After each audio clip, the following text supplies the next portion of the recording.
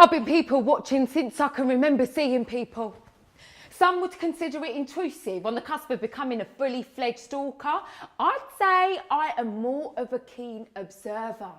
I love faces. I like the wordlessness of it all. I like to pick them apart and put them together again. I like to wonder where the features come from. Mum, Dad, forgive me, I wish there was a way I could return the world to how it once was, or just escape to another and linger on all your exterior glories. No, I don't want to know who you really are. What would my imagination have to play with? Instead, save your true selves for those that love you. I just want to see you as you've presented yourself to me on the 8 a.m. train to Waterloo and drink it up. You see, I was always encouraged to discover new ways of seeing. I didn't grow up with much, so I would often rely on my imagination, and suddenly the world just got bigger, more profound, infinite almost. The older I got, the more my imagination shifted from silly and absurd to trying to create the truest portrait of a person with such little information. Everybody is complicated and contains multitudes, but that's probably why I like to do it so much. It can never be complete. People watching quells my nausea. My name is Khadija and I have travel sickness. When did it begin? Since the first journey I made as a kid. It's been awful. It gets so bad. It feels as though I could throw up my own heart.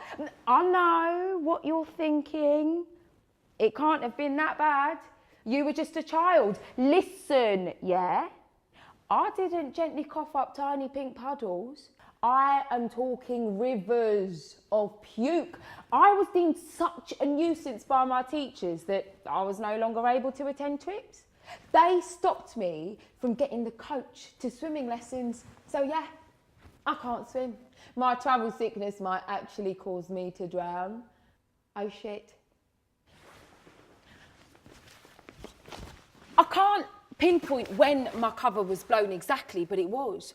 Suddenly, my movements are all anyone can see. You see, my visibility would come in waves. The pattern would go attack, grief, police presences, protests, increase in police presences, and again. But there used to be months in between, years even. Now it's all the time, which means I can't fade away. I will always be watched. Now I have to consider that someone could be looking at me, and see violence, death, madness. I want to keep looking. So what if I made them see how lovely I am by plastering it across my face with a smile? Problem with that is my train journeys are close to an hour and a half. I could only come across as a sociopath. It was then I realised, as well as keeping my nausea away, people watching has muted all my anxieties.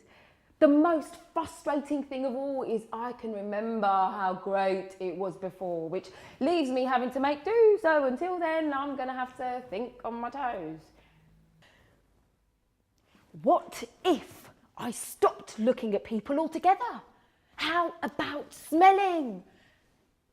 The thing with that is, there are good smells and bad ones. As soon as you've settled into a delicious one, right? One that you want to sniff out further, in crashes an overwhelmingly shitty one, and that kind of betrayal just doesn't go away, all because you felt safe for a second. No, I don't like smells. That's the thing. There's no such thing as a bad face. Listening? That could be insightful, except that the train is so loud, the second a conversation has piqued your interest, a louder sound bludgeons it. I know what you're thinking. Why don't you read? Listen to a podcast. Oh, I've tried, but when I focus on something too hard, it only elevates my nausea. Wait. I'm the problem. So I'll probably have to fix myself, of course. I could change. I could fashion my hijab into a head wrap. Why didn't I think of this sooner? But the second I start to put the look together, I realise why I never committed to it in the first place. It's hard when you have flat ears and heavy cheeks, you resemble the eggplant emoji in a crown. It was then I realised I've somehow managed to go unnoticed all this time. Maybe it's because I was a child and they didn't think of me as people yet, or at least void of the kind, cruel judgments adults make, because, well, I was still a hijabi then. Maybe I should find new ways of playing with my hypervisibility. But how? Look sad and suddenly pull a duck with a tiny top hat from my bag and then start screaming, "See, I bet you never thought of that!" Okay, pulling things out of a bag and screaming, worst idea so far, surely.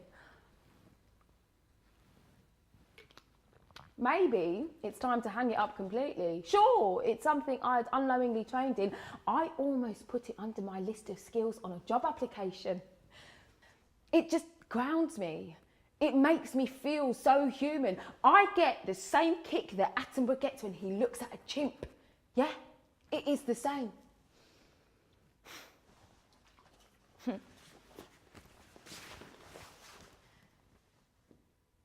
The public sphere has taken over so much. They think they see something in me, and it's something that couldn't be further away from the truth. So as I quietly abandon my most comforting of hobbies, I hope you don't mind if I just stay a while and